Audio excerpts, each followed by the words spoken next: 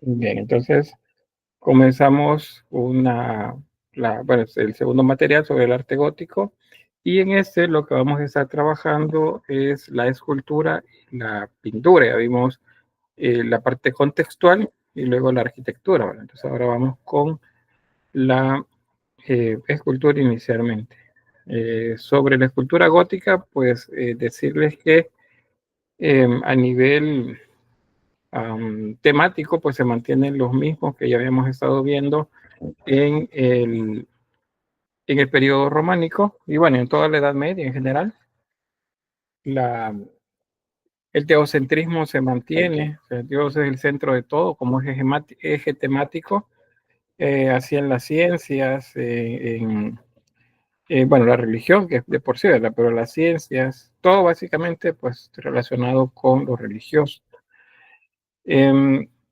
Dependiendo del momento, o sea, de si es al inicio o al final del periodo, vamos a encontrar que la escultura pues tiene ciertos cambios. En el primer momento es más cercana al románico en cuanto a la forma, a la estructura de las imágenes, pero en la medida que avanza el periodo y nos acercamos al Renacimiento, las formas se vuelven cada vez más naturalistas. Entonces, como la diferencia. Entonces, tenemos dos tipos de piezas, pero en el mismo periodo, a nivel de morfología. A nivel de tema, les digo, es el mismo. Seguimos hablando de Dios como centro de todo. Y bueno, aquí parte de lo que les mencionaba ya con este diagrama. La belleza física viene de la mano del naturalismo, que es básicamente lo que ahora inspira a los artesanos. Si lo veíamos antes como que el, el símbolo y la abstracción era lo que principalmente se encontraba en las imágenes que veíamos de escultura. Ahora la belleza física aparece en función de que las imágenes son más naturalistas. Esto representa algunos problemas de la forma, por eso se llama problemas formales. Los problemas formales van en sentido de representación del espacio, del modelado y el volumen y el movimiento de las figuras. O sea, ahora es naturalista, entonces ahora es un problema a resolver cómo van a ir las telas, los brazos, la proporción, pues todo eso se va a valorar mucho más. A nivel de temática, pues la Virgen María y el juicio final se mantienen, pero poco a poco la idea del juicio final va a ir quedando atrás, porque vamos a ir dejando atrás el milenarismo. Y va a ser la Virgen María, más bien el tema. Los programas iconográficos de las iglesias, retablos, por ejemplo, van a estar referidos a la Virgen María. Dicen, bueno, de la Virgen María no hay mucho en la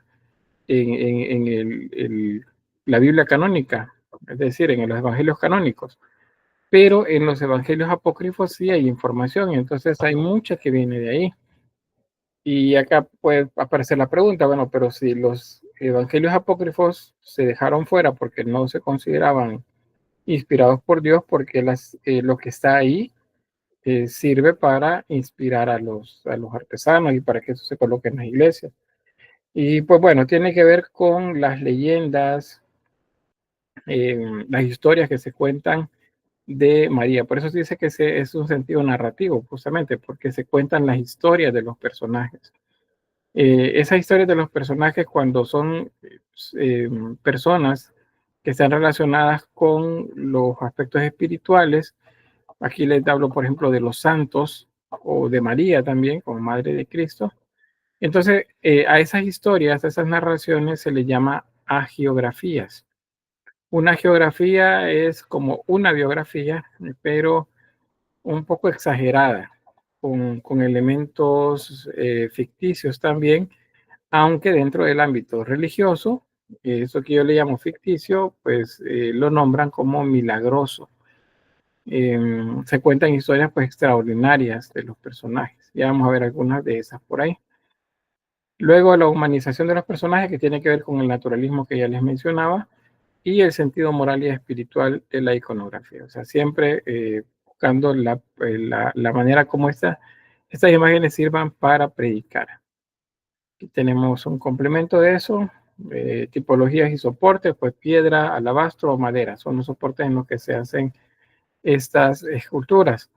Dos temas les mencionaba, la Virgen con el niño y el tema de Cristo, solo que el tema de Cristo ahora ya no es Cristo en majestad, el Jesús que viene a juzgar en ese juicio final. Ahora no, ahora es un Cristo crucificado, en el que se muestra más humano, que ese es el sentido del gótico.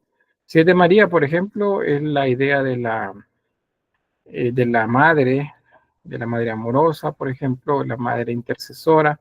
Y si es el Cristo, pues el que se sacrificó, el que sufrió, el que agoniza ahí en la cruz. Y bueno, se van agregando también otros elementos dentro de las catedrales, como púlpitos y las sillerías de los coros. Esos están en la parte del cabecero de las iglesias. Ahí aparece, por cierto, eso que se llama policromía, la policromía y los dorados. El dorado es cuando se pinta de color oro las imágenes, pero luego se les aplica una capa de pintura para cubrirla y después se hace un trabajo de raspado, eso se llama esgrafiado, esa es la técnica, con la que se dejan ver diseños de las telas, por ejemplo. Bueno, eso es algo de lo que ya les había mencionado y lo que les he estado comentando con las diapositivas. Ahí va el texto como un complemento pues, de esos diagramas. Igual acá. Quizás de eso solo resaltar que la adaptación de las imágenes al marco, que es algo que se hacía ya en el románico, acá se sigue haciendo, pero con menos, con un forzamiento menor de las figuras en los espacios. O sea, ya no se ven tan forzados, porque las figuras ahora son más naturales, ¿verdad? Luego, sobre la expresividad, ahora las imágenes muestran sentimientos, dolor, placer o bienestar. O sea, ahora lo podemos ver. Antes no se veía, por eso decíamos que la escultura anterior, la románica, la prerrománica o la bizantina, es hierática, porque se ven serios viendo hacia el frente, pero estas no, estas se ven diferentes, estas eh, se ven naturalistas y por lo tanto muestran sentimientos. ¿Qué cambios son los que vamos a encontrar acá? Pues primero en el románico la manera de realizar las imágenes es esta, así se ve. Pero en el gótico la manera de realizar las imágenes por parte de los artesanos escultores es esta. ¿Será que hay cambios? Sí, ¿verdad? Mírenla, vamos a ver uno por uno. Primero los rostros, vean estos. Esto es hierático, esto no es hierático. Esta es una búsqueda del naturalismo, una búsqueda de la sonrisa. A este tipo de sonrisa, por cierto, se le llama sonrisas arcaicas. Si yo se las pudiera, ¿qué sería? Como comparar con algo actual, estas serían como las sonrisas en Facebook. Ya han notado ustedes que alguien quiere tomarse una selfie, ¿verdad? Y entonces está todo serio, enojado, apesadumbrado, como sea, como que yo esté así. Y a la hora de agarrar el celular, la sonrisa. Luego veo la foto y otra vez tengo la cara así como dice amigo, como que son gusanos de Arrayán, así todos serios, con la cara empurrada, como dirían mis abuelitas. Eh, pero para la foto y fingieron una risa, una sonrisa. Entonces, eso de hacer casi que una mueca, fingiendo una sonrisa, eso sería más sonrisa arcaica, cuando hablamos de escultura. Cuando hablamos en Facebook es otra cosa, ¿verdad? Pero ese es el mejor ejemplo que les puedo dar. Ahora, a nivel de conjuntos escultóricos, tenemos esto en el periodo románico, ya el anterior, pero en el gótico lo vemos así. Ven que ahora hay naturalismo de nuevo. No hay proporción al 100%, pero sí hay naturalismo. Ahora se ven más naturales las figuras. En el periodo del bizantino, pues fue cuando se hicieron las crisis por la representación de la figura humana y pues se quedó al final de que las imágenes deberían ser más bien representativas y no naturalistas. Entonces, eso poco a poco se ha ido revirtiendo en el gótico y por eso es que las imágenes ahora se ven así, se ven más naturalistas. Se mantiene la prohibición de la adoración a las imágenes, ahora siempre pueden ser solo venerables, pero las imágenes se vuelven más naturalistas. Entonces en el gótico vemos ese cambio de nuevo. Si les hago un recordatorio, pues Grecia y Roma es como que tengamos en una cumbre el naturalismo. Cuando viene la Edad Media, eso baja, es decir, se pierde calidad en el naturalismo, en la anatomía. Pero en la medida que nos acercamos al final, comienza poco a poco a recuperarse otra vez. Eso ya es lo que vemos con estas imágenes de acá. Este de acá es este. Bueno, vamos. Otro ejemplo, esta es en la Catedral de Reims. Y bueno, tenemos dos escenas referidas al ciclo mariano, el programa iconográfico mariano. Mariano significa relativo a María. Bueno, ¿qué tenemos acá? Al arcángel Gabriel. Este es el arcángel Gabriel que está haciendo la anunciación, se llama ese episodio. La anunciación, está anunciándole a María que está embarazada. Eso es lo primero que vemos acá. Vean las imágenes muy naturalistas en los pliegues, con la única diferencia que las cabezas son pequeñas. Como las cabezas son pequeñas, entonces decimos que están estilizadas. Luego tenemos este segundo momento dentro del programa iconográfico mariano, y esto se le llama la salutación. Es cuando María llega a visitar a Ana y pues al saludarla, el bebé en el vientre no, perdón, esta no es Ana, esta es Isabel, perdón, es María y su prima Isabel.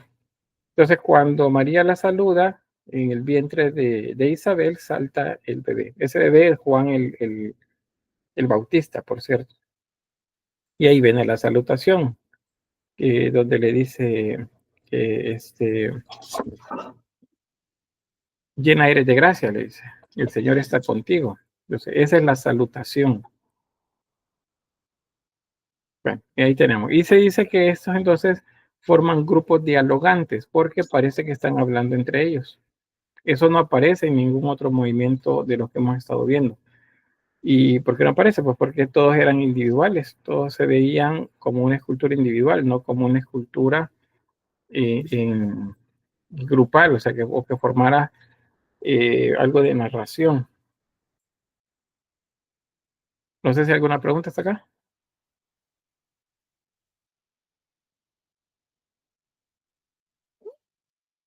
Isaías y luego Harold. Sí, yo, licenciado, no, yo vio la imagen del que ha puesto, ¿verdad? Y solo veo las alas de Miguel, me parece que dijo, ¿verdad? Gabriel. Gabriel, pero no, o sea, solo reconoció a usted que es Gabriel por las alas o porque él tiene algo en especial que lo identifica.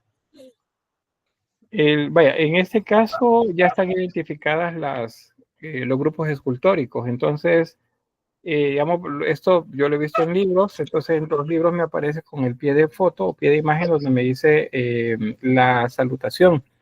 Entonces, si me dice la salutación, según el texto bíblico, quien hizo, no, perdón, la salutación, la anunciación. Quien anunció a María que estaba embarazada es Gabriel. Gabriel es el arcángel que da los mensajes más importantes en lo que se desarrolla la Biblia. También para el Corán fue el arcángel Gabriel el que habló con Mahoma y le dijo que escribiera el texto. Entonces, por eso sé que es Gabriel, porque Gabriel es el que lleva los mensajes. Aunque no lo diga acá o que no tenga una característica propia, porque en el caso de Gabriel siempre se representa como un arcángel joven, nada más, o sea, no tiene un distintivo así especial como el caso de Miguel. Y el arcángel Miguel lleva una espada, lleva un traje militar romano y lleva una balanza en la otra mano, en la izquierda. Entonces, eso es lo que podría decir sobre eso. Ah, vaya, gracias.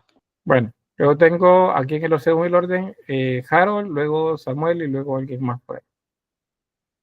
Rafael creo que sí después. Harold, Samuel y Rafael. Eh, Sobre si estas estatuas eran pintadas también o como en el romano o solo eran esculpidas. No, eran polícromas, son esculturas polícromas, es decir, que sí se pintaban. Lo que sucede es que como están a la intemperie, entonces el sol, la lluvia, el viento, todo eso deteriora la pintura y eso se pierde. Pero originalmente estaban pintadas. Ahí apenas se alcanza a ver un poco del color del ala. Ese, por ejemplo, le hace falta una mano y le hace falta un ala. Seguramente se cayeron en algún momento y ya nunca la repusieron. También aquí las columnas se ven pintadas. Entonces sí, es escultura polícroma. Bien, creo que va Samuel. Licenciado, ya que mencionó que antes no se hacían conjuntos escultóricos y en este periodo es cuando empiezan a realizarse, ¿por qué sería? ¿Por qué empezaron a hacer las esculturas en conjunto? Conjuntos escultóricos sí existían. Lo que no existían eran lo que se llaman actitudes dialogantes. Aquí. O sea, grupos sí había, pero no estaban como interactuando entre ellos, a excepción de algunas, por ejemplo, en el románico, ¿se acuerdan? El ángel que está haciendo la psicostasis, o sea, está pesando el alma y entonces está interactuando en ese momento con otra figura. Pero de lo contrario, el resto solamente están puestos, uno viendo hacia el frente, uno a la par del otro. En este caso, ya no están viendo hacia el frente, están viéndose entre ellos. Entonces, eso se llaman actitudes dialogantes. Eso sería Ahora, ¿por qué lo hacen? Porque, como lo decía en esta diapositiva, que vamos a estar acá, ahora hay naturalismo, hay una individualización de los personajes y eso es lo que lleva a gestos, actitudes y emociones. Y para que esto funcione bien, entonces hay que poner a interactuar a los personajes. Entonces, por eso se forman esos conjuntos. Eso nos dice que algo ha cambiado.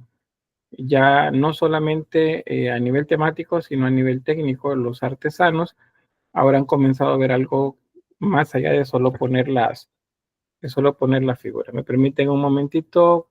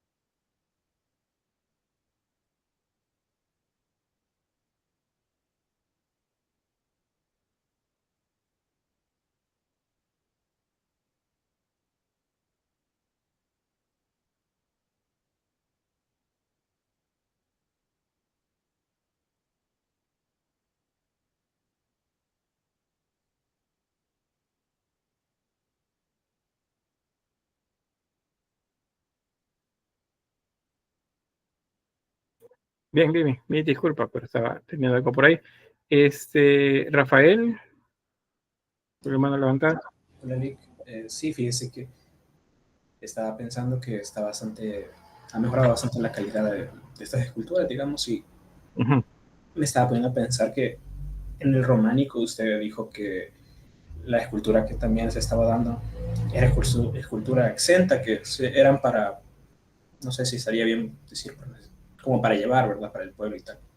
No sé si se hacían esas esculturas exentas solamente para poder hacer esa clase, de verdad, de eventos católicos, y estas se hacían para tener en las iglesias. O eran como, Esas eran para estar en las afueras de las iglesias o algunas adentro también, pero sí hay escultura exenta en madera. Esa ya la vamos a ver también, ya hay un poco más de presencia, aunque todavía no es el momento de mayor esplendor, pero ya comienzan a hacer hacia adentro también de esas. Solo me permite un momentito, ya les complemento la respuesta.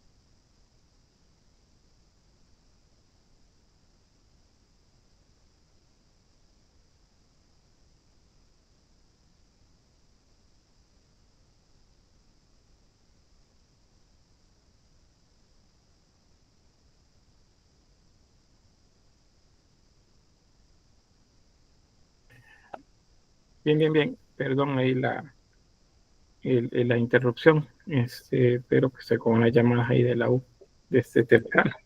Bien, entonces lo que llamaba la atención, decía aquí el Rafael, era lo que tiene que ver con ese cambio, ¿verdad? De las imágenes y si habían imágenes de esas también exentas, que son las que se pueden mover dentro de las iglesias, y si las había.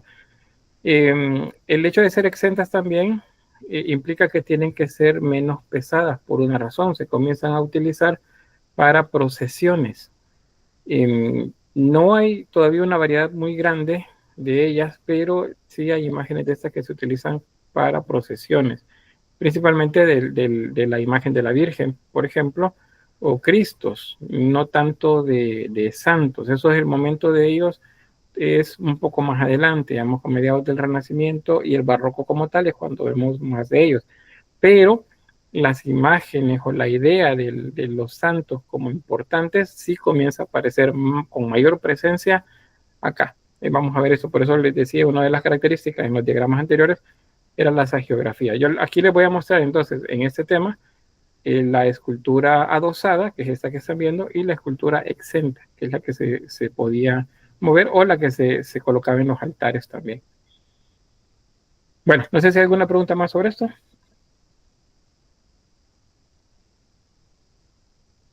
¿No? Bueno, avanzamos. Aquí detalles del rostro, lo que les decía de las sonrisas, foto para el face, como dicen, y ahí está, miren la sonrisa.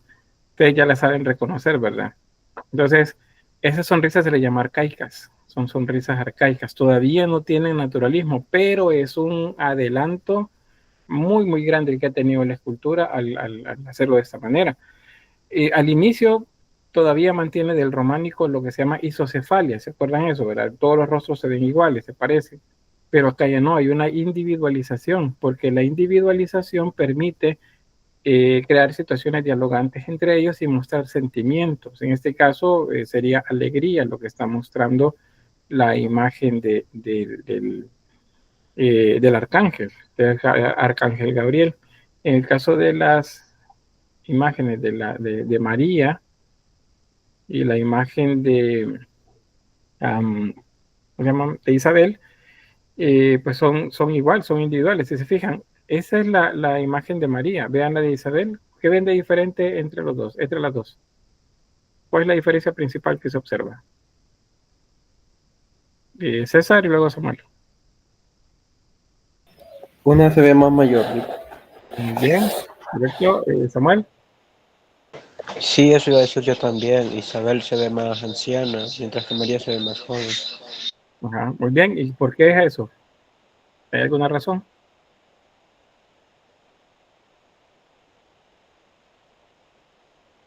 No sé. Bueno, la respuesta no sé ahí a César o a Samuel, que tiene la mano levantada todavía. Por lo mismo de que ya había individualidad y ya había diferencia en lo que son los rostros. Ya uno podría ser una señora más mayor o como está ahí que se ve más anciana y la otra se ve más menor. Sí, a nivel técnico está bien esa respuesta. Hay una respuesta bíblica también ahí, o hay una razón bíblica más bien con esto.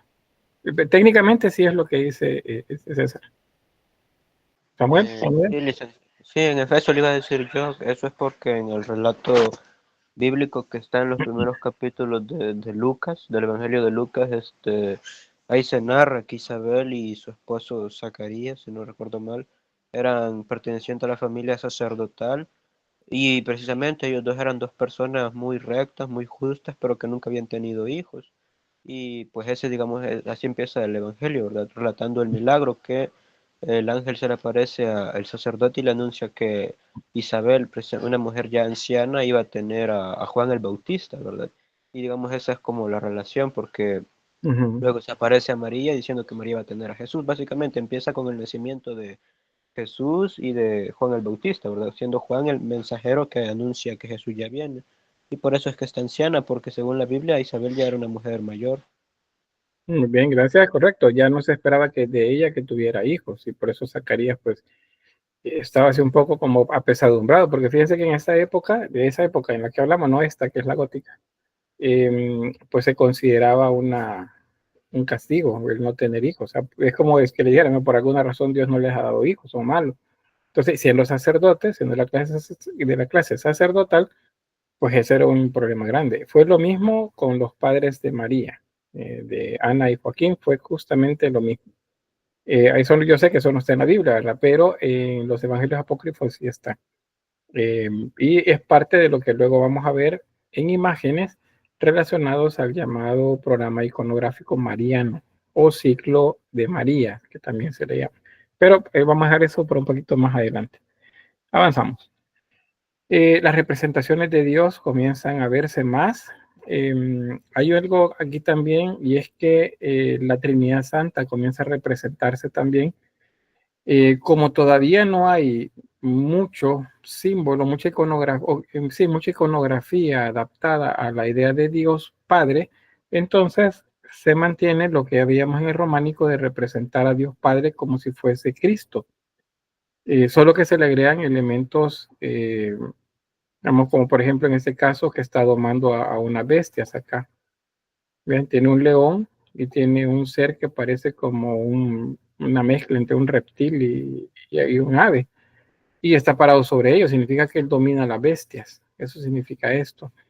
Y tiene una mano en actitud de bendecir y tiene un libro de la vida también en la mano. A este se le llama el Bello Dios, se le llama, por cierto. Está en Amiens, es otra catedral, una ciudad. Y bueno, de eso solo decirles que las imágenes se acompañan con elementos decorativos que representan partes como de una construcción. Por ejemplo, tenemos esto de acá arriba que parece como si fuesen casas o un castillo. A eso se le llama docelete. Es como una cobertura que tiene la escultura. Y al pie acá, que es donde va colocada la escultura, donde está puesta o parado, si lo vamos a ver así, eso se le llama peana. Entonces, peana acá abajo y arriba dos celetes, y en medio va la escultura. Entonces, la imagen de Dios va a ir cambiando ya poco a poco. De hecho, en el mismo periodo gótico ya comenzamos a ver la representación de la Trinidad como Dios Padre, Dios Hijo y Dios Espíritu Santo más cercano a lo que conocemos. Es durante estos siglos, del siglo XIII al XIV, que pues dentro de las valoraciones, de los análisis filosóficos que se hacen y teológicos que se hacen dentro del cristianismo, pues comienza esa argumentación acerca de cómo es o cómo son la Trinidad Santa, los tres personajes. Ya les voy a mostrar por ahí una imagen en la que aparece. Sobre la iconografía, bueno, ¿qué es lo que les acabo de mencionar? Pues que en caso de Jesucristo ya no es el Cristo en majestad. El Cristo en majestad es el que venía a castigar, ¿verdad? Venía a juzgar, el que aparecía dentro de la mandorla. Entonces, este no.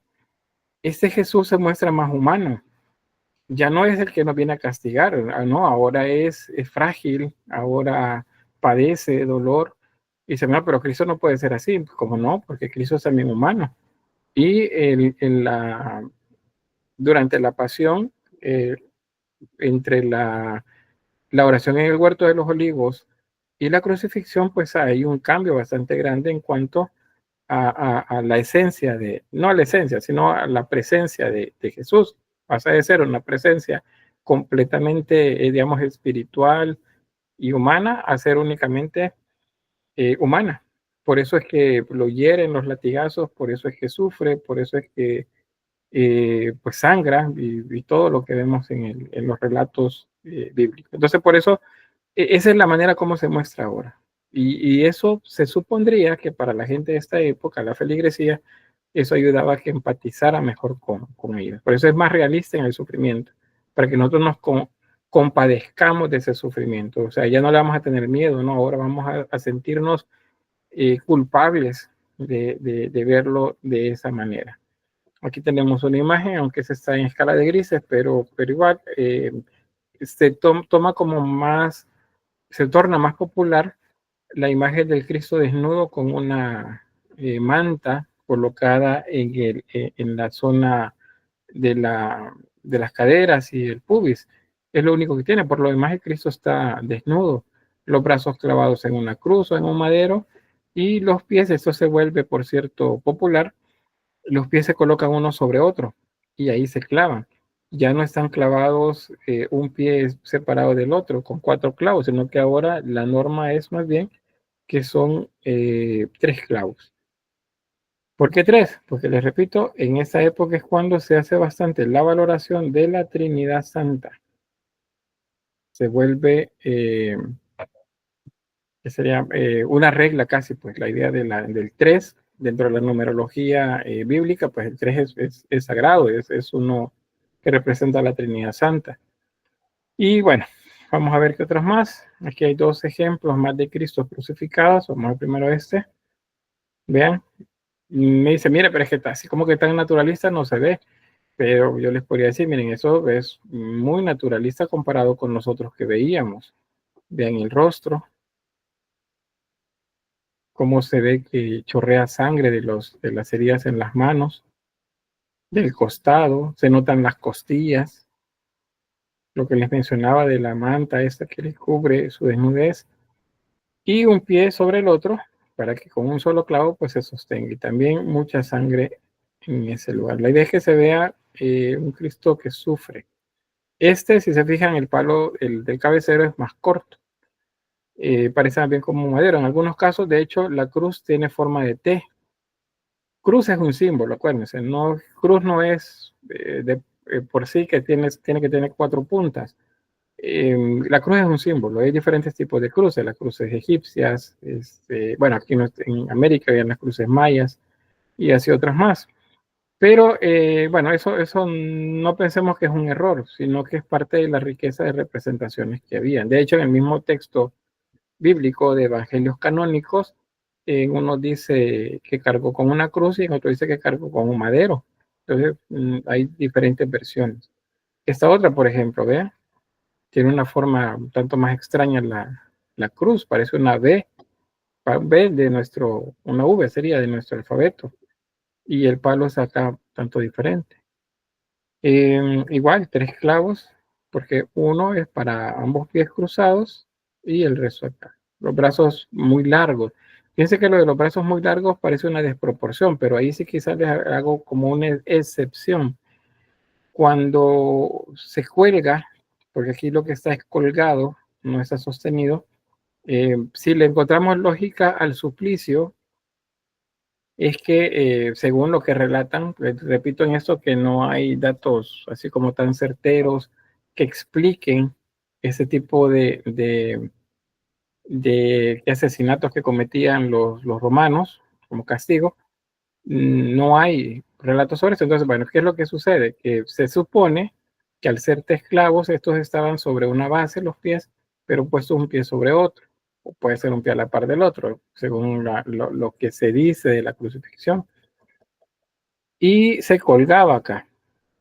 En esta posición es muy difícil respirar.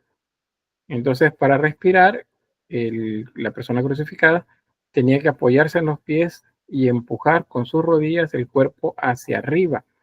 Y al llegar hacia arriba, entonces se flexionaban los codos y en ese momento podía agarrar como bocanada de aire hasta donde aguantara. Luego el cansancio, el dolor, el colapso del cuerpo hacía que cayera de nuevo. Entonces los brazos se alargaban. Esa es una excepción acá en cuanto a lo de proporción. Los brazos pueden ser un poco, no tanto tampoco, pero sí un poco más largos. Si los brazos se ven proporcionales, significa que no está colgado. Pero eso sí es algo que ya el artesano vio en esta obra. Ese es un Cristo muerto. Ese sí está con la cabeza ya caída, así como inerte. Vamos a ver otro más. Yo sé que les parece extraño, a ver, ustedes ya llevan anatomía artística. ¿Qué me pueden decir de este? ¿Será que está bien? ¿Será que está mal? ¿Qué le encuentran? Iconográficamente hablando.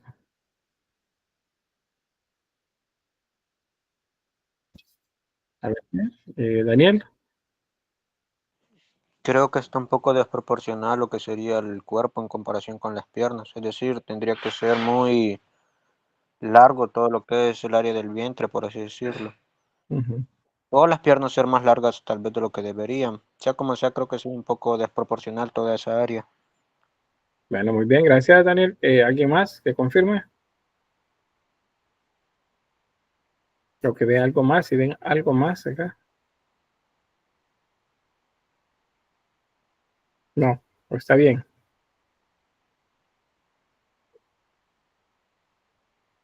Bueno, vamos acá entonces. Hola, Bueno. Hola, Jenny. sí, sí, la expresión también, la expresión del rostro de él y lo largo que le han hecho la parte del abdomen, ¿verdad? Se ve como, sí, lo que dicen los compañeros, desproporcionado, totalmente. Y la forma en cómo están los pies también. Muy bien. Quiero ver, dice Diana, los brazos también se ven largos, dice. Pues muy bien. Las observaciones que hacen están correctas. Hay una desproporción bastante grande en la zona abdominal. Esa es la región torácica. Si ustedes ya manejan eso, bueno, ya tienen que manejarla, ¿verdad? Esa es la región torácica. Esto de hecho se llama saco costal. Es la parte que corresponde al tórax, a las costillas, esta de acá. Esta pareciera proporcional, esa zona de acá, pero la zona abdominal, de acá o hasta el vientre, como dicen por ahí, esta está muy larga. Entonces, parecería que tiene muchas más vértebras lumbares acá, atrás, en la columna. Y por eso se hace largo el cuerpo. Entonces, está desproporcionado. Si lo vemos solo esa parte del torso, que es toda esta sección, está desproporcional. Los brazos están alargados, pero les repito, los brazos pueden estar un poco alargados siempre y cuando eso esté justificado acá. Y acá, el músculo deltoide se dé la tensión. Por lo tanto, es justificable que los hombros estén un tanto estirados y los brazos sean más largos. Con las piernas, pues las piernas parecen que están bien, siguen proporcionadas, aunque por la tela acá no se alcanza a ver el largo completo del fémur, del muslo, ¿verdad? Para calcular el fémur. Porque si se ven largas la tibia y el peroné. que sería la pierna. Acuérdense que este es muslo y esta es pierna. Nosotros tenemos a decirle pierna a esto, pero ese es un error. Este es muslo, este es pierna. Entonces está desproporcionado. Aún si intentáramos corregir esta parte, es difícil que lo hagamos, a no ser que cortemos una buena sección acá para que coincida con las piernas. Parece que son 3 cuerpos diferentes. Este de acá arriba es uno, este es otro y este es otro. Pero, ¿qué pasa? El mérito del artesano es el trabajo que hizo. O sea, una representación de un Cristo muy dramática. Y acuérdense que las emociones, el dolor, el trauma que produce pues el desamparo, la misma agonía, pues son parte de esas esculturas. Entonces el rostro así, agonizante, porque eso sería un rostro agonizante como en el momento en el que dice el texto bíblico que pues lanzó un grito y expiró. Pareciera que ese es el momento que captura la imagen.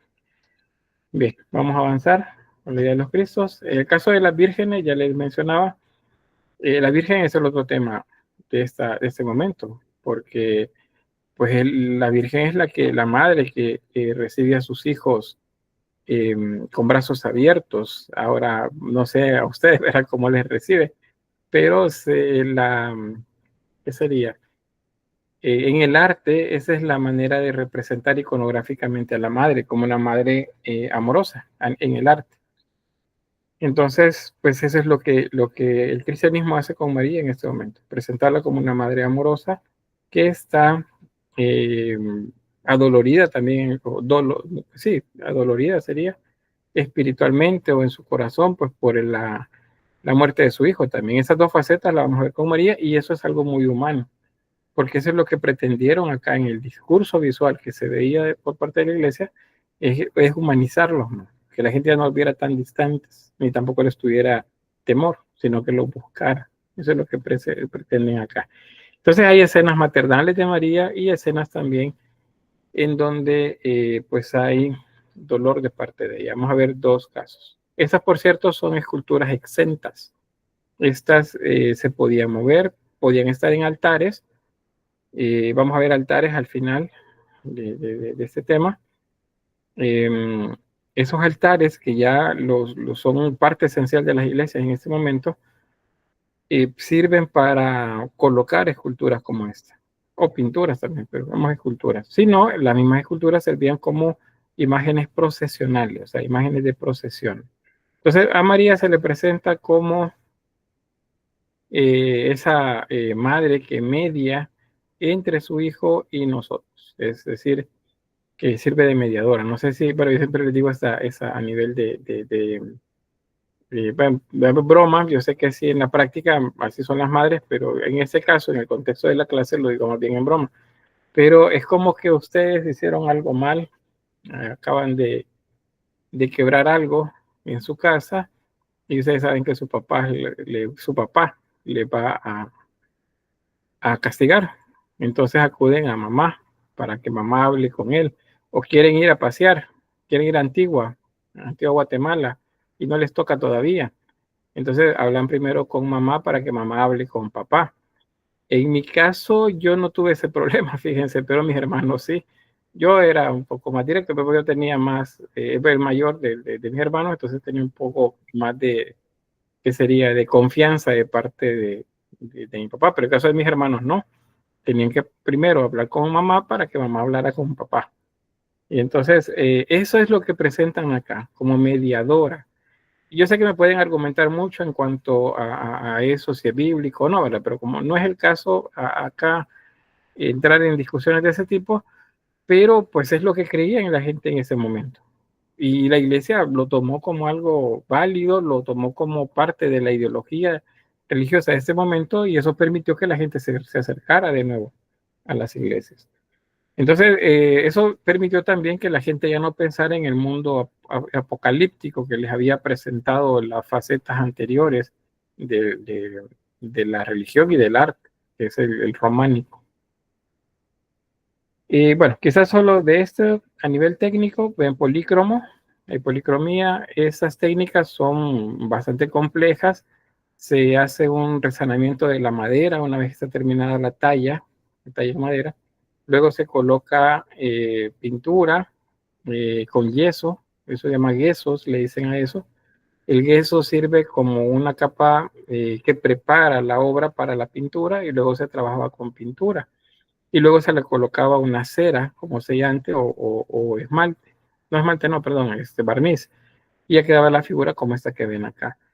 A eso se le llamaba encarnado, el darle color con la forma de la, o más bien darle color de piel.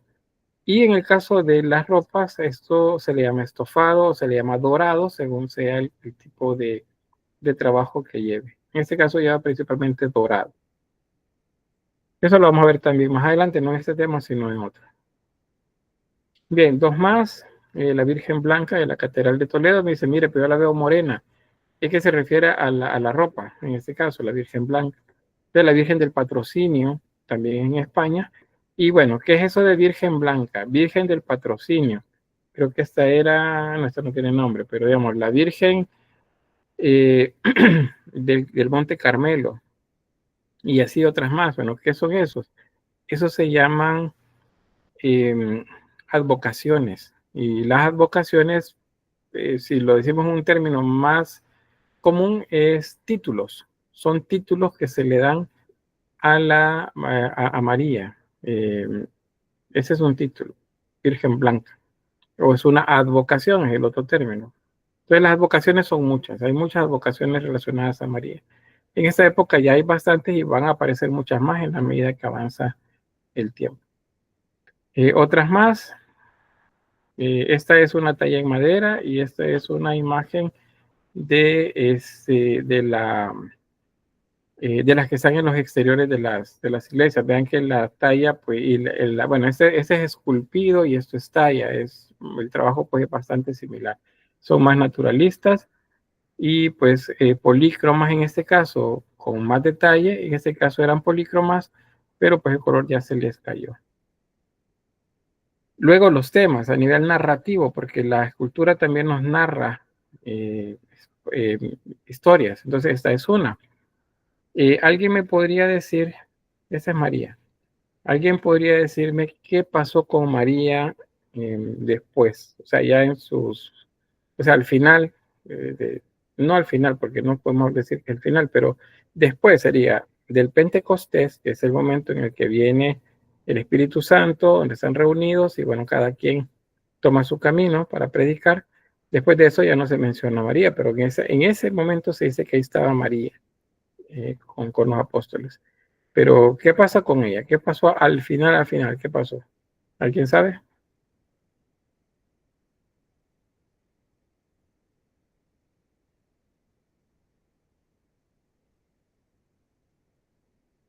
¿Sí, Samuel?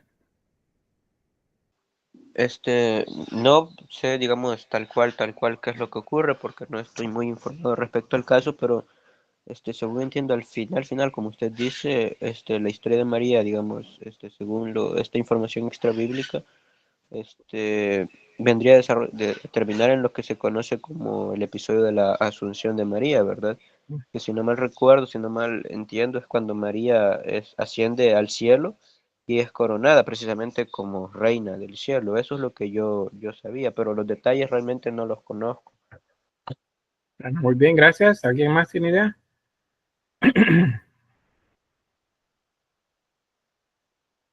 No.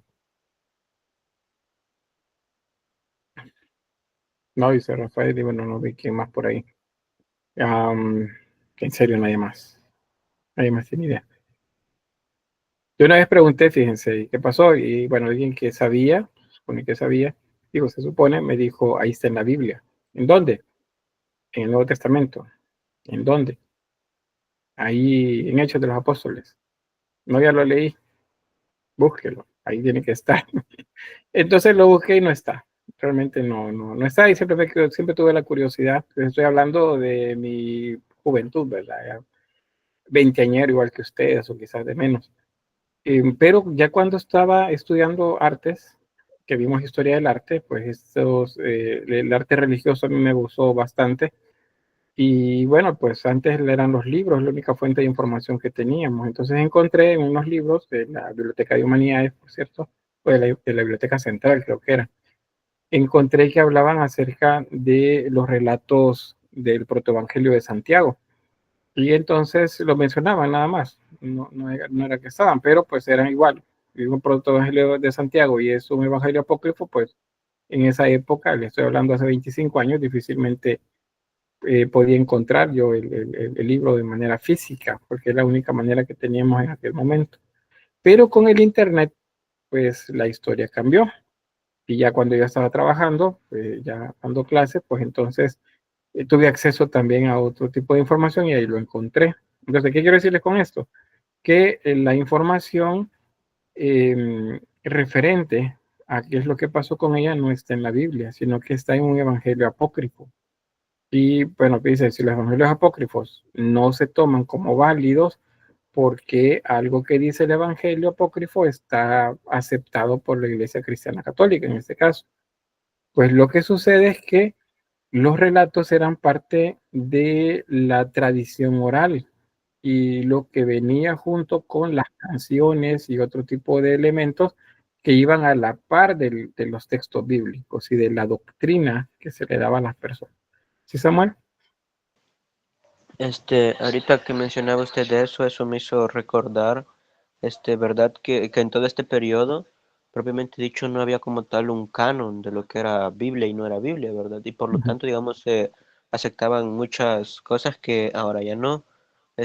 Y que, bueno, hay varias cartas, parece, de varios personajes como Agustín y otros padres de la iglesia que, digamos, a veces ellos hacían como listas de qué libros eran inspirados y, por así decirlo, a veces no encajaban entre ellos, por así decirlo. Ellos hacían listas y a veces agregaban unos libros y otros quitaban otros, o sea, no había como tal una claridad, ¿verdad? Sí, exacto. No, no había una Biblia como la conocemos, que podemos tomar un solo libro y ahí sabemos que, o sea, el libro, ese documento físico, si lo abrimos, pues sabemos que hay otros libros adentro de él. Eso no existía todavía, como dice este compañero, pues habían listas que se tomaban. Lo que sí se tenía más a la vista eran los evangelios, porque habían libros que se llamaban evangelarios, donde se incluían también epístolas o Hechos de los Apóstoles, por ejemplo, o el Apocalipsis. O sea, estaban separados, pero eran como los más populares. Pero en el caso de la Biblia, así como la conocemos, no. Eso sería hasta el Renacimiento. O sea, ya estamos a las puertas de eso, pero todavía no está. No sé si alguien más o un complemento sobre esto de la historia de María, qué pasó con ella en sus, bueno, no puedo decir en sus últimos días, pero sí, qué pasó con ella luego del Pentecostés. ¿Sí, Kevin? Sí, bueno, quizás solo complementando lo que dijo mi compañero porque lo explicó muy bien.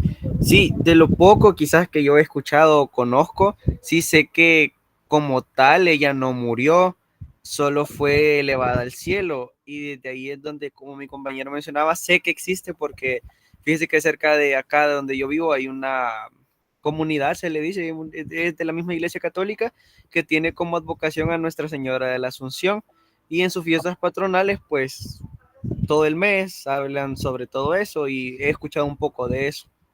Muy bien. Y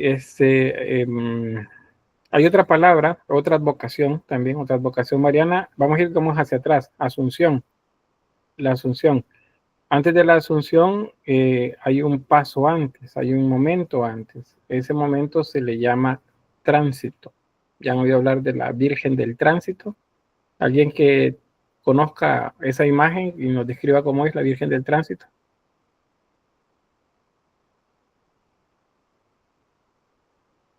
¿Virgen del Tránsito? ¿No? Yo sé que sí saben. Bueno, eso es, vean, el tránsito de la Virgen, o el otro término con el que se conoce popularmente es el adormecimiento. ¿Qué fue lo que pasó? Pues bueno, en oración ella dice que ella ya quiere estar junto con Jesús de nuevo y entonces, según ese relato apócrifo, pues ella pide despedirse de los apóstoles de Jesús y entonces ellos que están en diferentes partes del territorio griego y romano, comienzan, bueno, romano sería en este caso, dominio romano sería, comienzan a llegar Y él dice, bueno, no, yo estaba predicando por decir algo, en Corinto, y pues fui tomado por ángeles que me trajeron acá. Y así otros más, todos llegaron y entonces comienzan a rodearla mientras ella está cayendo en un adormecimiento. Está como quedando dormida. A eso se le llama el adormecimiento o el tránsito. Ahora, ¿qué significa el tránsito? El tránsito significa que está pasando de aquí a aquí. Pero en este caso sería de aquí, que es la Tierra, a aquí, que sería la bóveda celeste. O sea, está en ese proceso de moverse. Según la tradición católica, ya no murió, sino que pasó por ese tránsito y se adormeció y luego fue llevada en cuerpo y espíritu hacia el cielo por ángeles. A eso se le llama asunción, no ascensión, no se equivocan, porque la ascensión es cuando Jesús por cuenta propia sube hacia el cielo. En el caso de María no lo hizo por cuenta propia, sino que fueron ángeles los que la llevaron. Entonces se llama asunción. El siguiente capítulo después de la asunción es la coronación de María como reina del cielo, según la tradición, ¿verdad? No me estén hablando, no digan, mira, eso no está en la Biblia. Es que sí, no está en la Biblia. Eso es parte de la tradición. Lo que escribieron a nivel de poema, en oraciones o en canciones, eso luego pasa a ser parte de documentos que la iglesia convierte en dogmas. Y un dogma es una verdad que no se puede, ¿cómo se dice?, cuestionar, sino que es así y es así. Entonces, eso es la historia aquí con el adormecimiento o el tránsito de María. Bueno, les preguntaba que si habían visto imágenes de la Virgen del Tránsito. No respondieron porque yo sé que sí hay en algunas iglesias católicas imágenes de la Virgen dormida, está acostada. Dicen, no, que la Virgen está muerta, y he oído a quienes lo dicen. Y pues no, es desconocimiento por lo que lo mencionan. Según la tradición, ella no murió. Ella fue llevada al cielo después de pasar por el tránsito o el adormecimiento. Ese es un tema recurrente en esta época. Vean este otro. Este es de las primeras esculturas, sería de la primera etapa del gótico. Por lo tanto, pues ustedes lo ven que los rostros se parecen. Eso se llama isocefalia. Los rostros se parecen. Y también está acá, al pie de la cama, aparece María Magdalena. Y este que está acá, la interpretación es que sería José, sosteniendo una imagen de Jesús niño. Acá. Y bueno, el adormecimiento. Ese tema es recurrente. Si aparece acá por primera vez, pues de acá en adelante va a aparecer más. ¿Por qué aparece aquí? Porque les recuerdo, el gótico es principalmente tema mariano, es más humano. Y eso es parte de esa idea, de que ella sufre, que ella siente y que ella llora. Entonces, o que ella extraña, o que ella luego también fue llevada hacia el cielo. Entonces, eso se relata. No significa que todavía sean ya dogmas, sino que es parte de lo que se relata. Vamos a ver otra más. Ese es lo que les decía. El siguiente, luego de la asunción, es la coronación de ella en el cielo. Y entonces acá vemos esta que está en Bélgica, es Notre Dame de la Chapelle. Vemos acá a María sentada en medio de la imagen de Dios Padre, Dios Hijo y bajo el Espíritu Santo. Acá. Aquí vemos ya la Trinidad Santa. Ahora ya son 3 personas diferentes. Y esta es la representación que va a ser más aceptada y la que más vamos a encontrar. La Trinidad de esta forma. Y María en este caso en medio de ellos. El tema de María como reina del cielo es más pictórico. En escultura no es tanto, pero en pintura sí es bastante demandado pues este tema y gustado también para colocarlo dentro de las iglesias. Ese es otro tema mariano. Y esta ya no la muestra como triunfadora, sino que esta la muestra sufriendo. Y ese es otro lado también humano. Esta es el momento en el que bajan a Cristo de la cruz y se lo dan a ella para que lo sostenga. A esto se le llama piedad. Esa es la piedad. Y la primera vez que aparece en el arte es en el gótico. Entonces lo vemos acá. Estas son esculturas exentas también. Y pues claramente vemos ahí que en anatomía todavía no hay dominio. Vean la zona del muslo. es bien corta. Igual acá el brazo, el antebrazo es bien largo, la cabeza es bien grande para el ancho de los hombros. El caso de María, pues la parte de la cabeza pareciera que le falta y los hombros son bien angostos para el tamaño de la cabeza y está muy arriba la cabeza. Significaría que el hombre es muy largo. Entonces, esto es todavía vestigio de esto que no se ha llegado a controlar al 100% la anatomía por todos los artesanos. Hay unos que ya lo hacen, pero hay otros que todavía no. Tenemos otro más. Esa les decía que es escultura policromada. Vean, lo mismo, las piernas cortas, perdón, el muslo corto y las piernas largas. Los brazos en este caso son cortos, las cabezas son muy grandes, desproporcionadas en ambos casos, pero tienen una riqueza a nivel de decoración muy, muy grande. Es una riqueza bastante grande de decoración la que se tiene. Sucede con esto que es todo un arte, no solamente la confección de la talla, sino también luego la parte pictórica, todo el color que se le coloca. Por ejemplo, para hacer esto, que parezca que es un tejido, primero se dora la superficie, o sea, se le coloca oro, o con algo que se llama pan de oro, que son unas láminas súper delgadas de oro, o puede ser también pintura dorada, que luego es recubierta por otra capa de pintura y posteriormente se raspa. Se le hace algo que se llama esgrafiado, es la técnica. Y con el esgrafiado pues se hacen esos detalles. Y esto es pintura. Imágenes de algunos amores colocados en la ropa de María. Vean que tiene lágrimas también porque el episodio es triste. Es parte de los dolores de María, la piedad. Más adelante en el barroco vamos a encontrar este tema recurrente otra vez. Bueno, lo vemos en el Renacimiento, pero es muy recurrente en el barroco y está asociado a lo que se llaman las angustias de María o los dolores de María. ¿Y eso qué es? Pues se refiere a los momentos en los que María sufrió, según lo que relata el texto bíblico. Les doy, por ejemplo, el primero de los dolores o la primera angustia es cuando van a presentar al niño al templo, creo que a los 8 días, según el relato, y entonces se encuentran a un anciano sabio ahí que les dice que quiere ver al niño y bueno, que él dice que ya puede morir feliz porque ya conoció al Salvador del pueblo judío. Y le dice a María, le dice, y a ti, mujer, una daga te atravesará el corazón.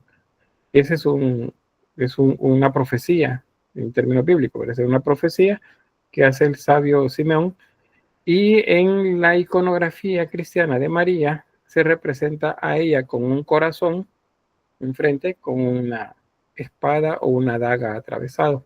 Eso simboliza la primera angustia o el primer dolor de María. Vamos a ver luego eso, son varios momentos de esos. Bueno, no sé qué más. Bueno, esta es la Virgen de Santa María de Guadalupe. ¿Se acuerdan de María de Guadalupe, la Guadalupe de Cáceres, la española? Y todo el episodio pues que se relataba de ella. Y ustedes a lo mejor habrán pensado, bueno, esa imagen no se parece en nada a la Guadalupe mexicana. Y es cierto, no se parece en nada. Y corresponde al periodo románico, aunque algunos dicen es una talla prerrománica aún. Pero esta es posterior, está entre el gótico y el renacimiento, y resulta que esta sí tiene algunas características que nos acercan más a la imagen que conocemos de la Guadalupe mexicana, como por ejemplo el trono en la parte inferior, este niño acá, que es un amor, en su representación iconográfica, pero iconológicamente pues sabemos que esto es un trono. Luego está sosteniendo una media luna y está parada sobre la media luna María. Esto hace referencia al Apocalipsis, cuando dice que vi una mujer con la luna bajo sus pies, y la luna bajo sus pies, y que el dragón la quería devorar, y que unos ángeles pues le dan unas alas a la mujer que aparece en el cielo para que ella pueda huir. Pues bien, hasta acá, eso que ven atrás se llama aureola también. Y eso es una aureola radial. Radial significa que tiene rayos que salen en todas direcciones. Es decir, que es como si estuviera irradiando luz. Eso es lo que se representa. Y en la parte superior tenemos dos amores. Estos no tienen alas. Pues no he encontrado referencias si es que las alas las ha perdido. O sea, se dañaron, se las quitaron, no sé. Pero pues estos dos amores no tienen alas. Y aquí está María sosteniendo al niño. ¿Se parece o no a la mexicana?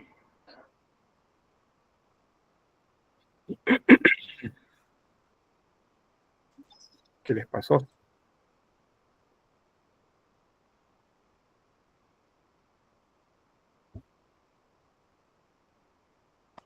Bueno, voy a asumir que ahí están todavía. Bien, hagiografías. Diana dice que un poco se parece, aunque yo sé que algo sí se parece. Sí, se parece poco. Es más probable que la imagen mexicana esté basada en esa última, porque se sabe pues, que los españoles fueron varias veces al templo de María de Guadalupe antes de venir a América. Ahí les hacían misas, encomendándoles pues su cuerpo y alma en esa aventura que iban a tomar hacia estas tierras desconocidas. Bueno, las geografías, eso ya lo había mencionado cuando les mostré los diagramas. Quiero que les mencioné también el día de ayer cuando hablábamos acerca de el porqué de las imágenes que recubren las gárgolas. Y bueno, las geografías son biografías que se refieren a la vida de los santos. Si yo les digo, bueno, ¿qué es una biografía? Me dirán, bueno, es un relato de los acontecimientos en la vida de una persona, relatados cronológicamente. Y les digo, bueno, pues yo puedo darles mi biografía.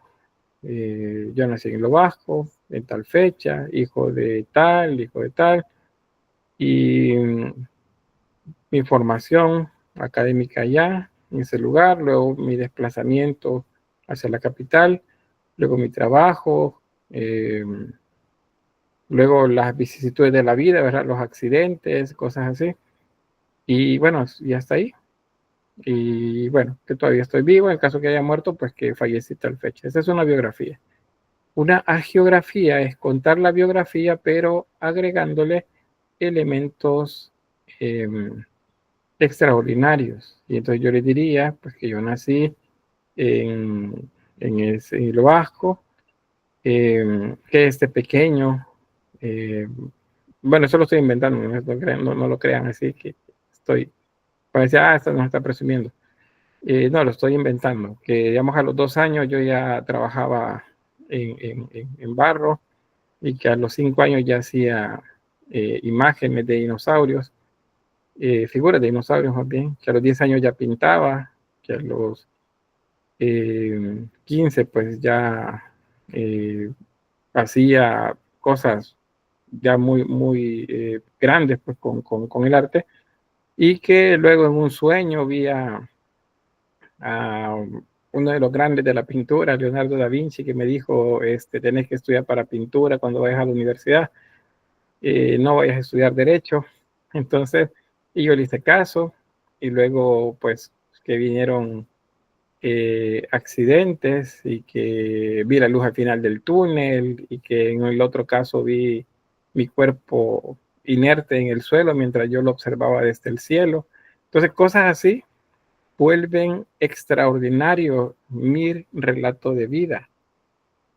Nada que ver con eso, ¿verdad? Pues yo efectivamente iba a estudiar Derecho porque es lo que quería mi papá, pero cuando iba a venir acá a inscribirme para hacer el examen de admisión, un día antes, pues una compañera de bachillerato me dijo, tengo el catálogo y ayer vi una carrera que es la que debe de estudiar.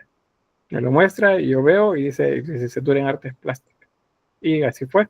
Al día siguiente me inscribí en licenciatura en artes plásticas. Entonces, algo tan sencillo como eso, pero no es tan interesante como que les diga que tuve una visión, ¿verdad? Y se me acercó Leonardo.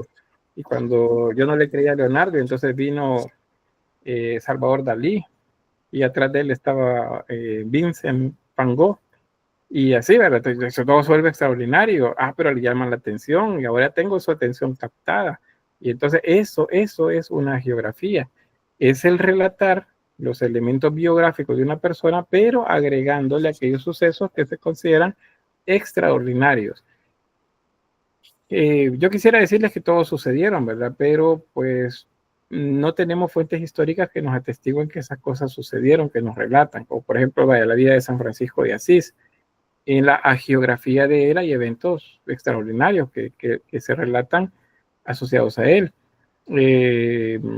San Martín de Porres, por ejemplo, que levitaba mientras oraba en el templo, pues, o que apareció en un país muy lejano, al tiempo que estaba físicamente en otro lugar. Entonces, esos son relatos extraordinarios que históricamente no los podemos comprobar. Entonces, eso es una hagiografía.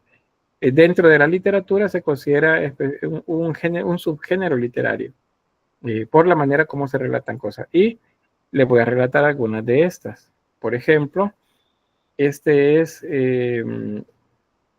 un obispo, pues por su predicación, pues los enemigos lo atrapan y lo decapitaron, le cortaron la cabeza. Y entonces cuando le cortan la cabeza a San Dionisio o Saint Denis, cae la cabeza por un lado y el cuerpo por otro, pero luego el cuerpo se levanta, toma la cabeza en las manos y comienza a caminar. Y la gente maravillada y espantada, pues viendo que el cuerpo decapitado seguía caminando y la cabeza sin decir nada, simplemente observando hacia el lugar donde se dirigía, y caminó, según el relato, 6 kilómetros. Y luego llegó a un lugar donde encontró a una mujer noble, una viuda, dice el relato, muy piadosa, y entonces le entregó a ella la cabeza, y el cuerpo en ese momento cayó. Y entonces dijeron, bueno, entonces él quiere que se le haga una capilla en este lugar, un templo. Y en ese lugar es donde eventualmente se construyó la catedral de Saint-Denis. Entonces ven cómo es de extraordinaria la historia. Y me dice, mira, pues, como que un cuerpo va a caminar si ya le cortaron la cabeza. Entonces eso es lo que lo vuelve extraordinario. Eso se llama hagiografías. Y esta es una imagen de San Dionisio.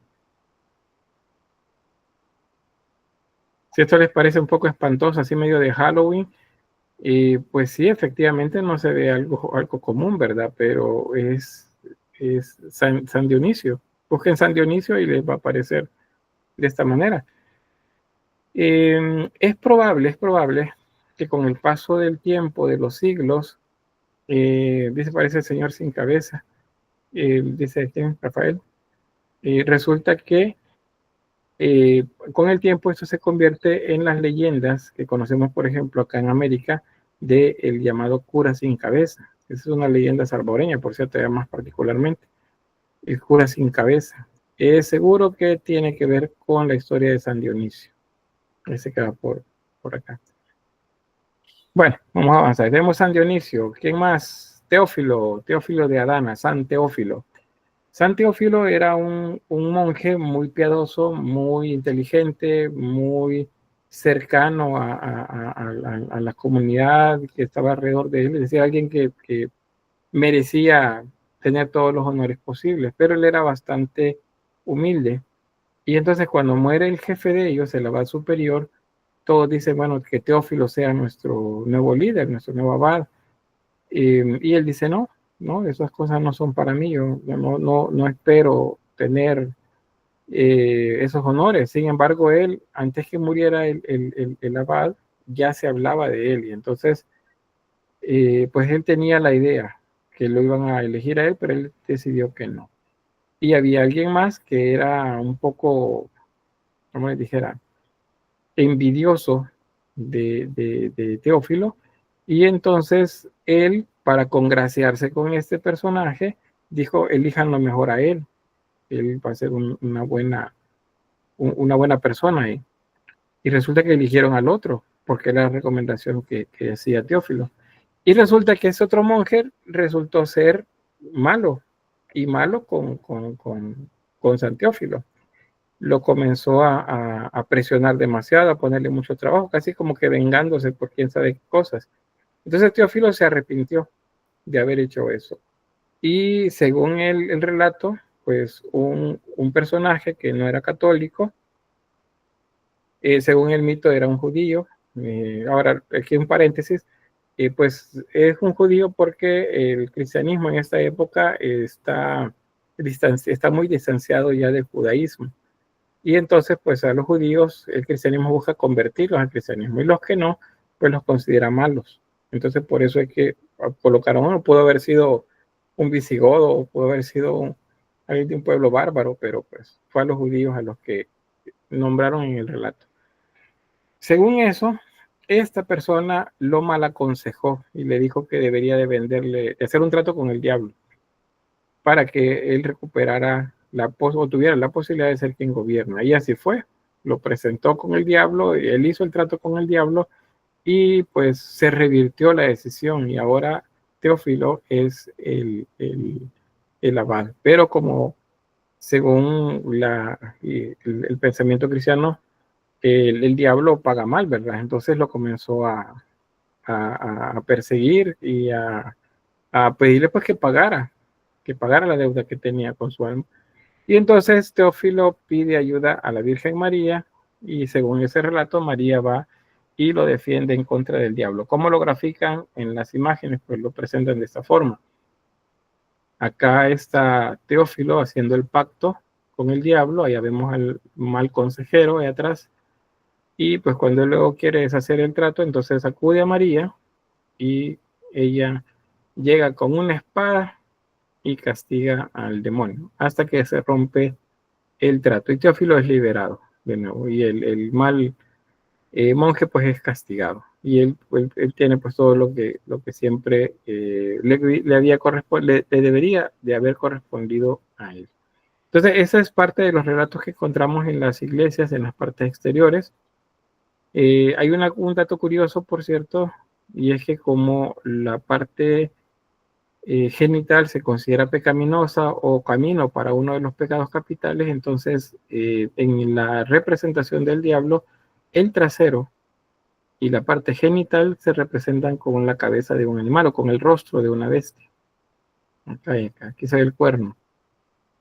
En pintura hay muchos más de estos, pero también hay esculturas. En la parte frontal, la cara de un diablo y en la parte posterior también otra. Bien, de esta imagen, ¿qué me pueden decir?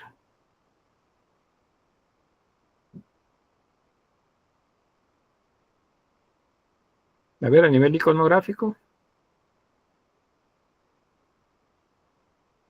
Samuel. En iconografía, lo que podemos ver es a una persona que está crucificada y parece que, bueno, tiene ropa de rey, ¿verdad? Así que podríamos asumir que se trata de una representación, digamos, como una representación de un Jesús crucificado, pero haciendo hincapié más como en su realeza, en su divinidad, con el fin, digamos, como de dignificar esa representación que la cruz como era una humillación, está aquí como un contraste, ¿verdad? Para hacer que se vea más bien glorioso. Y también podemos ver que la figura, digamos, está un poco inexpresiva, o sea, no se ve como que esté sufriendo. Así que eso hace que parezca que tiene total control. Como digo, pareciera que se está así buscando que transmita que él tiene el poder, que es el rey, todo eso. Muy bien, gracias, Samuel. ¿Alguien más?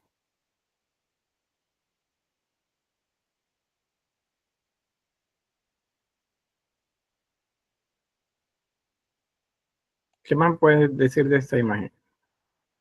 Iconográficamente hablando. ¿Tiene zapatos? Dice Rafael, sí, es cierto. Está calzado. La escultura, la talla, es una talla de madera, solo que está vestida, es una talla en madera vestida, está calzada, es decir, tiene zapatos. Y una escultura exenta, dice también por ahí, creo que Rafael, sí. Ajá, pero no tiene los clavos, dicen los pies.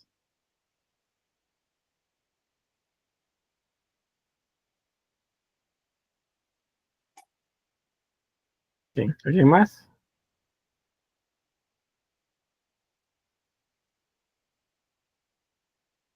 ¿Qué pasa? ¿Qué pasa? ¿Qué pasa? Siento que se me están... Me están quedando ahí demasiado tiempo en silencio.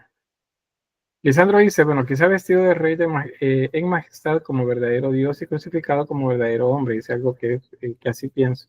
Algo así pienso. Sí, como las dos dimensiones mostradas al mismo tiempo, ¿verdad? Bien, ¿alguien más?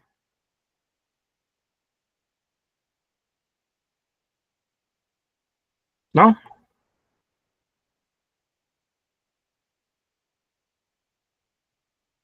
Jocelyn.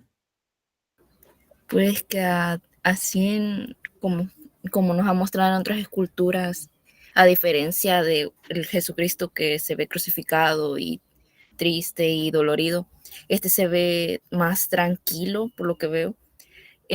No tiene la sangre, está tapado con la ropa que tiene y más la corona que esta posee. Bien, gracias, está bien, gracias, Jocelyn. Erika dice, está representado como un Jesús victorioso, tal vez dice haciendo referencia a que ha vencido a la muerte. Muy bien, gracias, Erika, Sofía. Bien, se están pintando, se están oyendo música. Pongamos atención a lo siguiente. Resulta que no es Jesús, es una mujer, es una santa. Se llama Santa Librada o Santa Virgen Fortis, algo así. Pero Santa Librada. Santa Librada, pues la hagiografía de ella es que era una princesa, era hija de reyes. Y resulta que pues ella es más dedicada a las cuestiones religiosas, ella quería tener una vida religiosa, pero su padre quería casarla con pues el hijo de un príncipe de otro reino. ¿Y por qué? Porque de esa manera los reyes afianzaban controles territoriales, alianzas que les permitían ser más poderosos. Pero ella no, ella quería ser religiosa. Y era muy, muy buena persona, muy piadosa, bueno, todas las características para hacerlo. Entonces, ella, para evitar que la casaran, porque tenía que casarse a la fuerza, para evitarlo, entonces ella pidió a Dios, rogó, porque la librara de tal evento. Ella no quería casarse, que pues la convirtiera en algo feo a ojos de los hombres para que de esa manera pues no se casara. Y entonces, pues lo que pasa es que le aparece barba y bigote, como si, bueno, yo digo, es que siempre digo como que la barba y bigote era para ser feo. En el caso bueno, de ella, una mujer con barba y bigote, pues no es común, aunque sabemos que existen casos, no es común. Entonces, en esta época no era como lo que se consideraba bello, y de esa manera fue como Dios respondió las oraciones de ella. Pero ¿cuál fue la reacción del padre al verlo, al saber lo que ella había hecho? Pues fue crucificarla. Se la crucificó y de esa manera murió Santa Librada o Santa Virgen.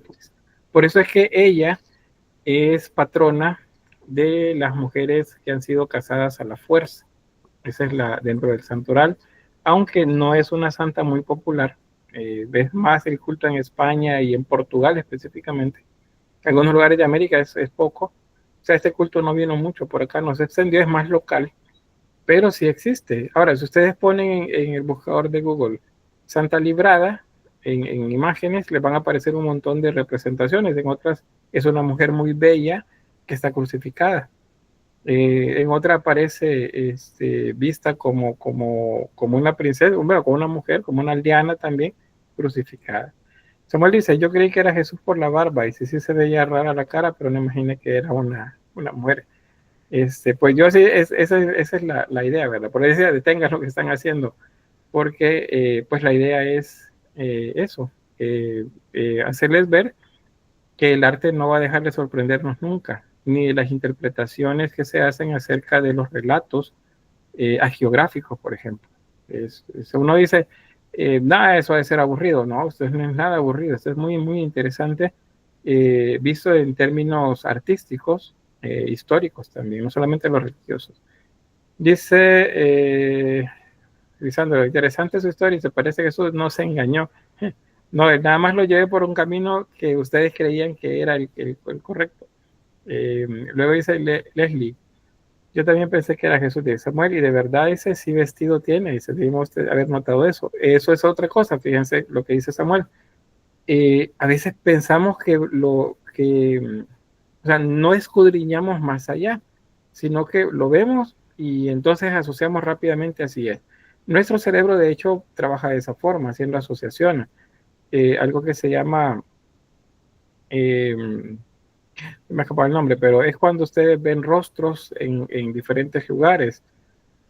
Por ejemplo, ven 3 puntos cerca y entonces vieron un rostro, ven los 2 ojos y la boca.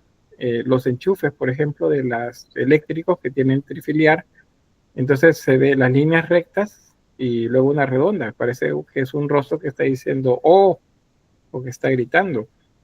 Entonces, eso es una característica de nuestro cerebro, que nos resume la información bien rápido para hacer más fácil el entendimiento.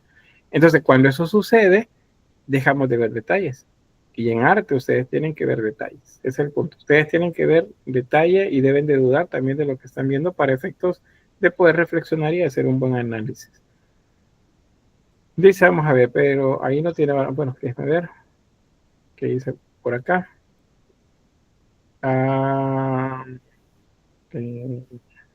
Bueno, Daniel dice después, pero ahí no tiene barba. Dice, sí, en otras no tiene barba. Y luego Samuel dice, era muy raro ver a Jesús con zapatos. Dice, más que estábamos hablando de la geografía, era obvio. Dice, pero tiene velo, dice, ajá, y solo las mujeres podían usarlo, exacto, tiene un velo. Y si se fijan, es ancha en las caderas. El vestido es ancho en las caderas. Y solo las mujeres usan velo, dice, es verdad, dice.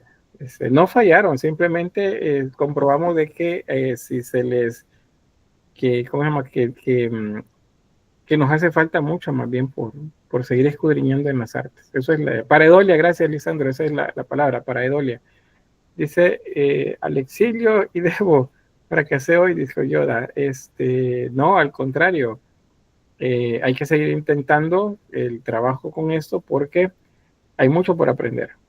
Vamos a entrar, de hecho, la otra semana no, porque vamos al examen y terminamos ese tema, pero la siguiente vamos a comenzar a ver interpretaciones ya propias del Renacimiento, lectura de composiciones, por ejemplo, que aunque dice Mary eso que tiene que ver con la historia, eso es más de pintura, pero lo que pasa es que si no, no entendemos las imágenes. Entonces les voy a ir mostrando un poco más, y por eso la unidad 2 es más corta, pero es un poquito más pesada, porque hay más cosas que debemos entender. Entonces, al final de este ejercicio, la idea es, hay que poner atención, mucha más todavía, y pues aceptar que el arte no va a dejar ¿cómo se dice? De sorprendernos nunca. Siempre vamos a encontrar cosas extraordinarias. Yo encuentro pues a cada momento algo extraordinario en lo que cuando comienzo a buscar, y a veces quisiera que todo lo pudiera poner en la clase, pero es imposible. Es imposible colocar todo en la clase, por eso a veces solo le doy un chispazo y luego ustedes deben ir a buscar. Pero bien, vamos a avanzar. Tímpano. Tímpano, jambas laterales, parteluz y arquivolta son partes de las portadas de las iglesias, ¿se acuerdan? Esto en el románico. Ahora, esto también se repite en el gótico y lo vamos a encontrar ahí, en eso vamos a encontrar muchas imágenes. Quiero también que tomen en cuenta que pasamos del románico, donde hay horror vacui, esa característica de que las imágenes están apretadas en la composición, pasamos a una en la que las imágenes están mejor distribuidas, aunque la vemos todavía en unos casos saturadas, hay un poco más de atmósfera, se llama, elementos vacíos alrededor. Esta es la portada de Santa Ana en Notre Dame. Entonces, este no es el niño Jesús, esta es la Virgen María. Acuérdense, el tema de María se vuelve más popular en el gótico y entonces hay muchas explicaciones que la iglesia intenta dar para poder agregar a lo que la gente piensa o lo que la gente más bien cree sobre María. Entonces se cuentan los relatos de Ana y Joaquín, desde ellos antes del nacimiento de María. Y así pues otros momentos más. Pero eso lo vamos a ir viendo poco a poco. No les adelanto mucho de eso. Comunicación entre las figuras, acuérdense que existe. Y la división en franjas, que ya lo veíamos a nivel compositivo también con el románico. Solo que aquí el contexto del tímpano es un tímpano ojival. Vean, tiene forma de ojiva. Ese es ojival también. En el románico esto es arco de medio punto. Aquí no es así. En este caso tenemos a un Cristo en majestad. Dicen, mira, pero usted dijo que ya no iba a haber Cristo en majestad. Es que todavía hay, pero son menos. Estos corresponderían a una etapa todavía temprana dentro del gótico.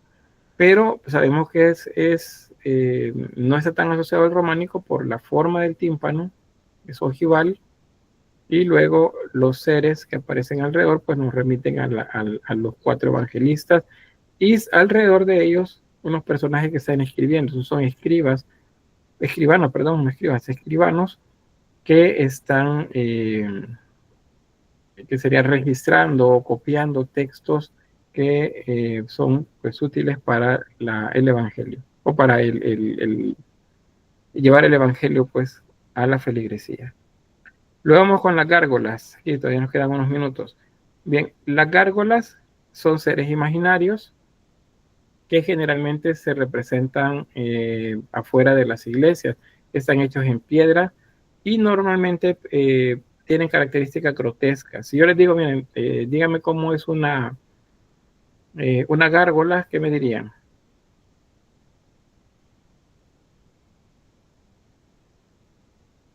Las que habrán visto por allá. ¿Cómo es una gárgola?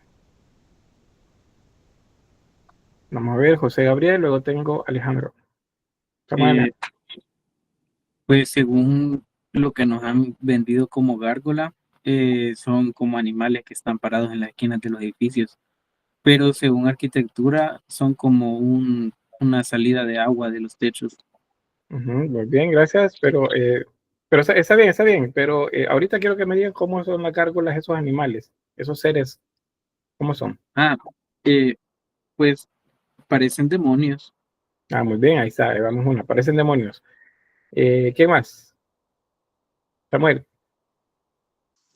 Sí, es lo que dice el compañero, las gárgolas que, bueno, las figuras, ¿verdad? Que llamamos gárgolas, normalmente son como, dependiendo, pero a veces son como una mezcla de figuras con cuerpo humanoide, pero con rostros parecidos más al de animales, con alas, con cuernos, algo así, bastante grotesco en realidad. Muy bien, gracias, ahí tenemos también una descripción. Yanira, y luego que alguien más había levantado la mano. Sí, yo siempre los he relacionado con la fuente, ¿verdad? Cuando salen aquellos leones o otro tipo de animales, sí se ven las figuras grotescas, pero está saliendo cabal el agua a la fuente, ¿verdad? Entonces, cabal lo que dice ahí, ¿verdad? Es semejante al de un líquido en un tubo. Entonces va saliendo el agua y eso recuerdo yo que lo he visto un buen tiempo y en lugares bonitos, ¿verdad? Como Italia, por ejemplo. Está muy bien, gracias. Bien, ¿había alguien más que levantó la mano? Si no, pues nos quedamos por acá y avanzamos. Samuel. Sí, yo desde la clase pasada, que fue cuando usted dijo que las gárgolas era por donde salía el agua, eso yo a decir verdad no lo sabía, así que desde que lo mencionaron en la clase anterior, yo me quedé con la duda, si era, digamos, si las gárgolas se utilizaban con fines, o sea, si eran cuestiones prácticas, que era para que tuvieran salidas de agua a los edificios, yo me pregunté, ¿por qué las representaban entonces con imágenes grotescas? O sea, si su función era sacar agua, o sea, no hubiera bastado con, por ejemplo, un tubito, nada más, o sea, ¿por qué tenía que ser en formas aterradoras? Ajá. Bueno, muy bien, eso es lo que ven acá, dice, si con un tubo bastaba, ¿por qué tienen que tener esta cara así toda medio espantosa? Y para que sigas, la función es la misma, dentro de ella está el tubo y sale el agua y estas otras de acá. Pues bien, aquí entonces les hago el relato de una geografía de un monje, un obispo entre el siglo II y el siglo III de nuestra era, antes aún de que Roma tomara el control del cristianismo. Y resulta que la leyenda dice, porque es una leyenda asociada a la geografía, a la historia de este personaje, es San Jorge. El obispo se llamaba Jorge, San Jorge. Entonces resulta que él andaba predicando en diversos pueblos y llegó a un pueblo donde la gente estaba atemorizada por un dragón. Y pues el temor era que el dragón, si no se le enviaban jóvenes para ser devorados, pues entonces el dragón llegaba y destruía la ciudad. Entonces la gente atemorizada tenía que entregar a sus jóvenes. Entonces, en esa ocasión, cuando él llega, es la hija del rey de ese lugar, la que ha tomado ese lugar de sacrificio y pues está presa, por así decirlo, en un castillo, que es la guarida del dragón. Entonces San Jorge va hacia ese lugar y encuentra al dragón. Y entonces cuando el dragón, según un relato, va a atacarlo, entonces él lo único que hace es santiguarse y hacer la señal de la cruz sobre el animal, sobre la bestia. Y entonces en ese momento el animal cae como adormecido.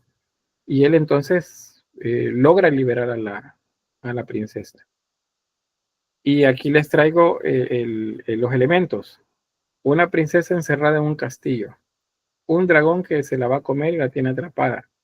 Un caballero que llega a rescatarla. ¿Le suena esa historia? Sí, ¿verdad? Sí. Ah, le hemos visto en Disney en un montón de ocasiones y le hemos escuchado en cuentos y le hemos visto en películas también. La historia esta, en la que un caballero va y rescata a una princesa que está presa de un dragón, es la historia de San Jorge. De ahí es donde más bien se tomó la historia y se deformó, por así decirlo, hasta convertirse en esa historia de caballeros rescatando princesas y que luego se casan con ellos. Bueno, al menos eso es lo que esperaba Fiona en la película Shrek, ¿verdad? Pero no sucedió así, al menos en ese momento. Entonces, eso, vean, tiene que ver con algo de la época cristiana. ¿Sí, Samuel? Licenciado, una pregunta. ¿Y San Jorge se casó con la princesa? No, porque él era religioso. Él era religioso. Él lo que andaba era predicando y lo encontró la oportunidad de salvar a la princesa y lo hizo. Ahora, aquí viene la relación con las gárgolas, con los monstruos. No, la gárgola, pues, yo sé que ahora es como confuso decir, ¿la gárgola es el tubo o es el animal? Ya les explico. Entonces, ya la rescató a ella, pero el dragón está ahí, solo que está como adormecido. Y entonces él, a la bestia que ha domado, la amarra y se la lleva hacia el pueblo. Entrega a la princesa al rey y luego él amarra al dragón a la entrada del pueblo y lo obliga, o sea, lo castiga. El dragón queda castigado ahí para que defienda a ese, porque si no lo defiende, entonces él va a llegar a castigarlo. Y como ha sido sometido en el nombre de Dios, pues el dragón tiene miedo. Según otro relato, él no lo hizo a la entrada del pueblo, sino que lo amarró a la catedral y lo puso en la catedral encima de alguno de la torre o de algo para que él protegiera la iglesia. ¿Sí, Rafael Antonio? Perdón, Lick. Con respecto a estos, si no me equivoco, usted dijo la palabra como dragón, ¿verdad? Dragón, sí. Se podría decir que estos son demonios que se representaban como parecidos a dragones o algo así. No, digamos que estas son bestias, son animales extraordinarios. La mayoría de ellos, por cierto, son adaptaciones de los dragones orientales. ¿Y cómo llegó el relato hasta ahí? Pues viene con el comercio, con las historias que cuentan los que hacían comercio, iban a China o venían de China hacia Europa. Pero pues, entonces, vaya, ¿qué sucede ahí luego? Pues que esa es la base del relato, que luego hace entonces que, dado que el sonido del tubo, cuando el agua está pasando, es un poco como imagínense usted haciendo gárgaras. Bueno, ya me he asustado cuando digo que alguien hace gárgaras un poco exageradas, todo en silencio y de repente haciendo gárgaras. Ahora imagínense un montón de eso sonando en la iglesia. Entonces a alguien se le tuvo que haber ocurrido, no sé a quién, pero a alguien se le ocurrió que sería bueno colocar entonces esas imágenes, porque te voy a mostrar unas acá. Esas se les llama también gárgolas. Entonces, lo que había en las iglesias eran seres como estos. Estas no son gárgolas en el sentido estricto. ¿Por qué? Porque estas no tienen tubos de agua adentro para que salga el agua. Estas están simplemente afuera, viendo hacia el exterior a la gente que se acerca, ya sean enemigos o amigos, es decir, ya sea gente pagana o gente cristiana. Entonces, a alguien se le ocurrió que sería buena idea poner ese tubo adentro de esos seres monstruosos. Y entonces se iba a aprovechar el sonido y tenían ¿qué serían? Dos estímulos para la gente que llegaba a las iglesias. Uno era visual, era el monstruo, y otro era sonoro, era el ruido cuando el agua salía, que parecía que rugía. No sé si han oído ustedes el ruido en los tubos cuando el agua está saliendo, que está lloviendo. Suena un poco raro. No les estoy dando ideas para que les pongan monstruos ahí, ¿verdad? Y que luego sus vecinos piensen que hay cosas raras en casa. Pero pues eso es lo que pasó. A alguien se le ocurrió que eso sería una buena idea y vean lo que se enriqueció el arte al hacerlo. Porque hemos encontrado entonces esculturas que serían, digamos, interactivas, ya que cuando llueve, estas producen un sonido. Y ese sonido es simplemente el agua que está saliendo. En las iglesias góticas se necesitan muchas gárgolas, o sea, muchas salidas de agua. ¿Por qué? Porque acumula bastante agua y son edificios grandes, entonces necesitan tener muchas gárgolas. Pero les repito, no todas tienen tubos. Ahora, de manera general, genérica, se le llama gárgolas a todas, pero pues no todas son gárgolas. Estas, por ejemplo, no son gárgolas en el sentido estricto, son gárgolas en un sentido general. Son monstruos que están afuera de las iglesias. No todos son monstruos. Vean esto. Esta es una mujer. No solo son mujeres, también hay hombres que están orinando, que están vomitando también, y están ahí. Son colocadas en esos lugares para que a la hora que llueva, pues el agua salga como si estuvieran orinando, como que están vomitando. No todas son como esta. El agua sale por ahí. Seguramente también a estas personas que se les ocurrió esto, que van los artesanos con la venia de la élite religiosa, pues pensaron en aquellos seres que serían como más grotescos y a los que la gente les temería mucho mejor, o las representaciones de pecados, porque estas son representaciones de pecados o de castigos también. La gente iba a tener miedo. Entonces veo por acá. ¿Qué otros más? Vean esta.